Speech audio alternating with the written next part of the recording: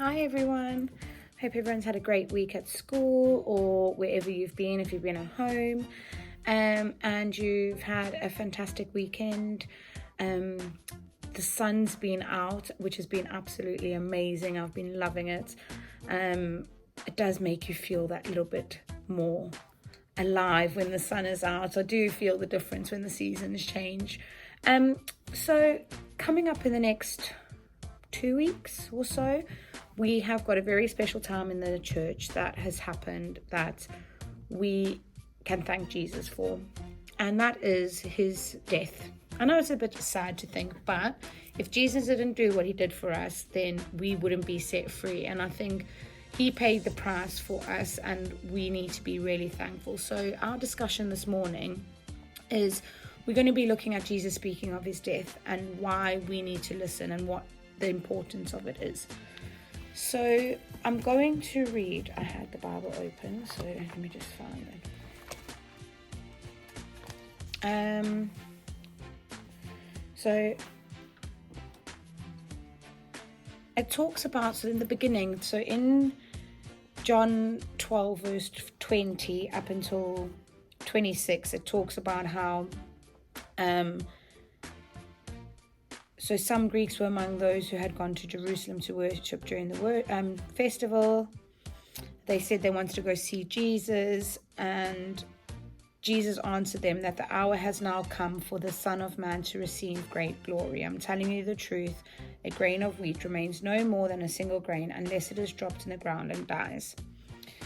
And then those who love their own life will lose it. Those who hate their own life in the world will keep it for life eternal.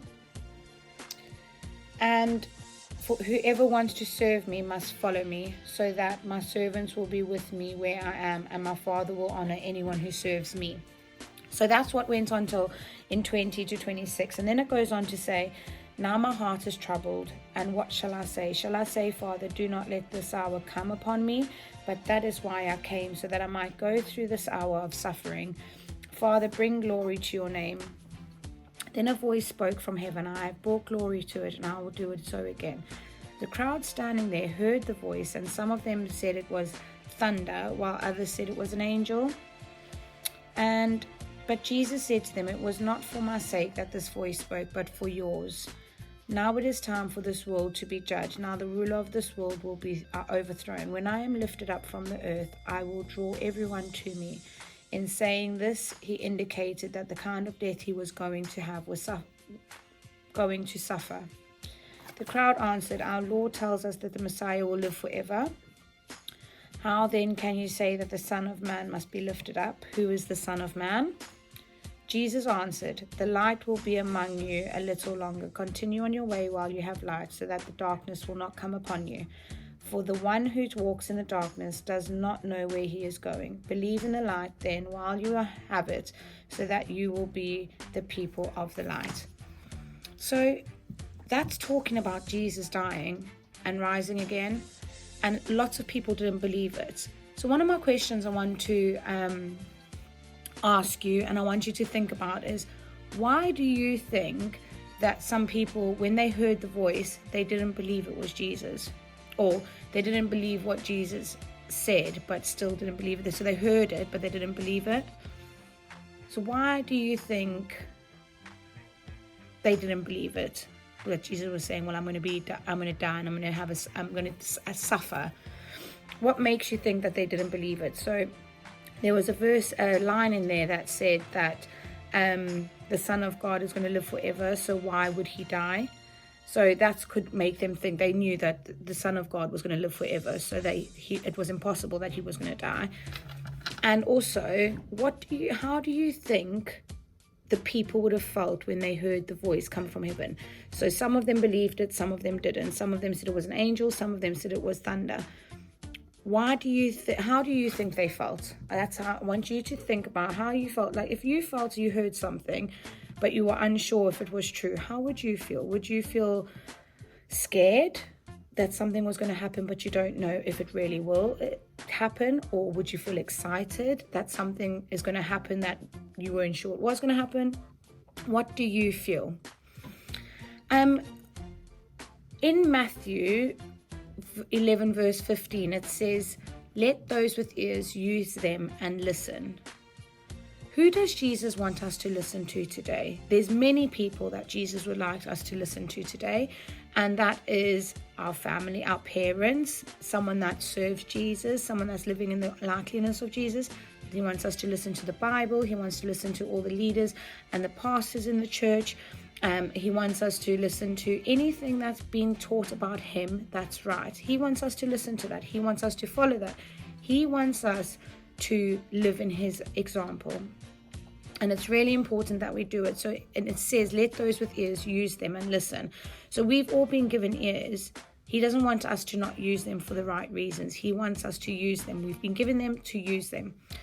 So what I want you to think is, go to a quiet place and close your eyes and think about what your favorite sounds are. It could be music, it could be birds, it could be, I love the sound of the ocean and waves. I love the sound of rain on the windows. There's loads of different sounds I love. What do you love? What sounds do you love? Then I want you to think about what are some of the things that stop you being a good listener. So when you pray to Jesus, it's important that you listen to Jesus. And when you pray, you need to be still to hear him. What stops us from being a good listener? What are the things that will make us not be a good listener? So listening to the lies of an enemy. The enemy can stop us being a good listener because we're believing what the enemy says, and that's not right. What else could make us stop being a good listener? If we don't have faith and we don't believe. Okay, so there's loads of reasons that could make us not be good listeners, but it's really important that we be still when we're reading Jesus' word or praying. It's really important that we be still so that we can hear Jesus and he can speak to us. Again, I'm still waiting for a very big booming voice out the sky. That might never going to happen. We need to hear Jesus in other ways, through the Bible, through ministry, through prayer, through our thoughts, through our heart. Those are different ways we can hear Jesus. So what might God want to say to you today? So this is your activity for today. What might God want to say to you today? So you're going to do speech bubbles on a piece of paper. So you could do it on a big speech bubble on an A4 piece of paper. You can do 3 small ones on an A3 piece of paper. But you're going to have 3 speech bubbles. And in your first speech bubble, it can be bubbles, it could be just a circle, however you want to decorate it. In the first speech bubble, you're going to ask God to speak to you about his love for you. So sometimes it's really hard to feel loved when things aren't going as best as you want them to. But I want you to speak to God and ask him to speak about his love for you. And write down any words that come to your mind. As you pray this, write down anything. Decorate your speech bubble, and you could write in your speech bubble, Jesus' love for me, and write all the words that you feel when you think about Jesus' love for you. Decorate it how you feel when you think of Jesus' love for you. And then the second speech bubble you're going to have is ask God to give you a message to share with somebody today. So you're going to be quiet, you're going to pray, and you're going to think of someone. So you don't even need to think of someone yet. You can just think of the person who, a message that you would like to share with someone. So you might say on the speech bubble, you might say, think of a verse that comes to your head that Jesus has put on your heart. And you can write that verse down so that when you put this up on display, it can remind you to pray for that person, to share that message that God has put on your heart for you. And the last speech bubble you're going to do is ask God to speak to you about the plans he has for your future. Now, God has amazing plans for us. And sometimes we feel like we don't know what these plans are. But that's why you need to pray and be still to listen to him, what he's got to say. So in your third speech bubble, you're going to write plans. And in that bubble where it says plans, you're going to pray to God and write down anything that comes to your mind. The first things that come to your mind. What does God have planned for you? And if it's negative, it's not from God. If it's not good, it's not from God. The enemy is trying to make you believe his lies, and that's not what we need to believe in.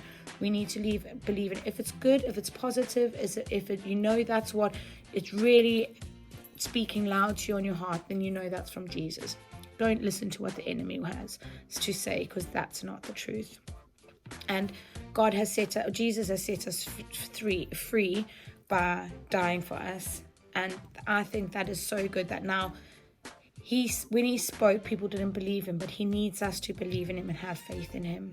So I would like you to do your 3 speech bubbles, get your information down, put them up on display, pray about it, get it just keep on remembering it every day. And next weekend, we will do another discussion, maybe about Palm Sunday or something else closer to Easter.